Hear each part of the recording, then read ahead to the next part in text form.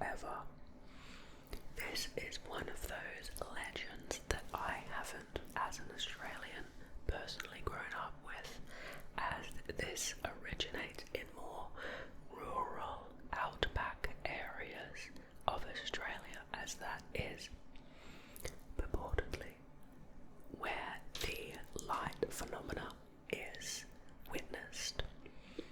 Before we begin today's whispering Wikipedia, I'd like to quickly remind you that you can watch all of my ASMR videos on Patreon without the YouTube advertisements. Okay, I hope you find this video interesting, and as a reminder, we're continuing on with our series of mythologies, legends and cryptids of Australians and Indigenous Australians. Last episode we focused on the Australian bunyip, which was very interesting. Okay. The min light is a light phenomenon that has often been reported in outback Australia. Stories about the light can be found in several Aboriginal Australian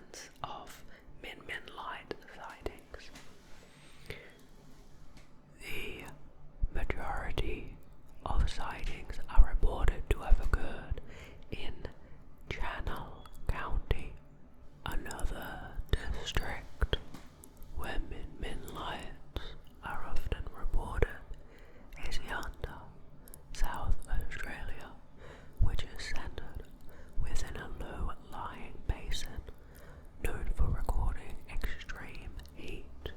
The Ngaluma people report min lights in the Pilbara region of Western Australia, particularly in an area known as Pyramid Station.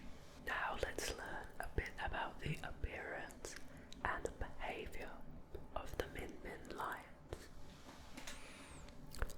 Accounts of the light appearances vary, though they are most commonly described as being fuzzy, disc-shaped lights that appear to hover just above the horizon.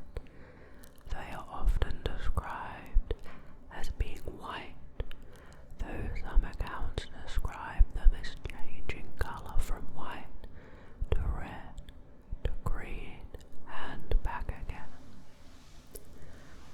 Some accounts describe them as being dim. Others describe them as being bright enough to illuminate the ground under them and to cause nearby objects to throw clearly defined shadows. According to folklore, the lights sometimes follow or approach people and disappear when fired upon, sometimes very rapidly, only to reappear later on. And anyone who chases the lights and catches them will never return to tell the tale. Some witnesses describe the light as appearing to approach them several times before retreating. Others report that the lights were able to keep pace with them when they were in a moving motor vehicle. Yep, that does sound like the light sort of effects that people talk about in rural America as well. Interesting. Now to the hypothesis. This is probably the area that I'm most interested in. It is unknown whether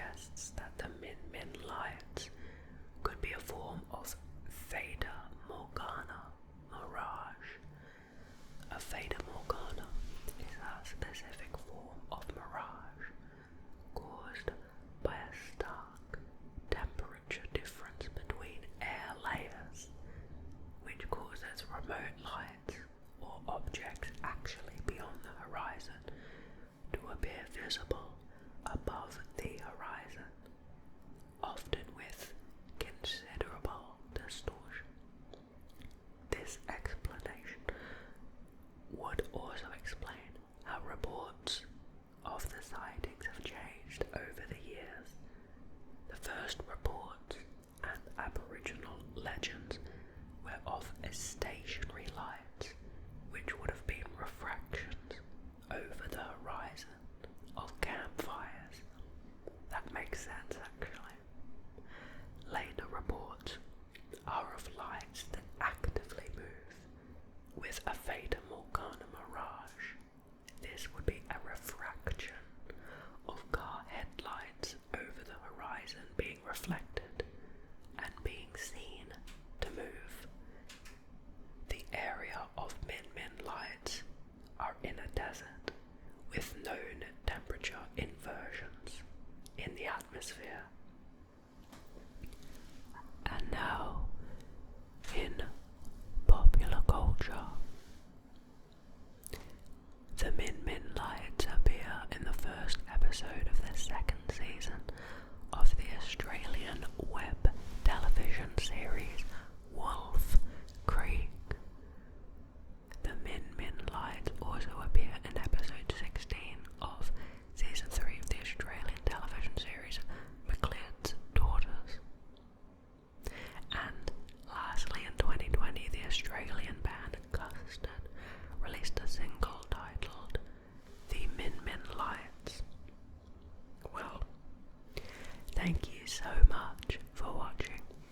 I hope you found this video interesting. I know that it was slightly shorter than usual, but it was a topic that I was really interested to explore, and I hope you find it interesting as well. Now, if you haven't watched it, in this little series I've also done a video on the bunyip, which is a mythological or a cryptid creature that hides in marshes and bogs, and that many people have reported to be violent and dangerous, and I hope maybe you can check that video out if you're interested. Okay, thank you so much for watching. Feel free to leave a comment if you have an idea for another video. I'll see you all next time. Bye.